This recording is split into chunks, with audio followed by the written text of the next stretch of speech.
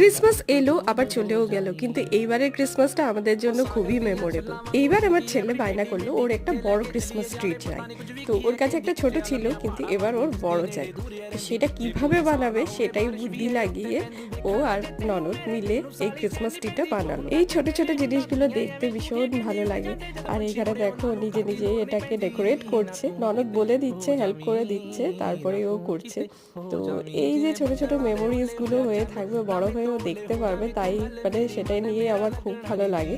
আর এখানে পিসি আর ভাইপোর মধ্যে ঝগড়া চলছে কে কোনটা লাগাবে, তো তাই নিয়ে আর কি আমরা খুব মজা করছিলাম। এরপর লাইটার ডেকোরেশন করছে, তো সেইটার জন্যই আমার ছেলে কিন্তু একদম রেডি যে ও লাইট ডেকোরেশনটা করবে।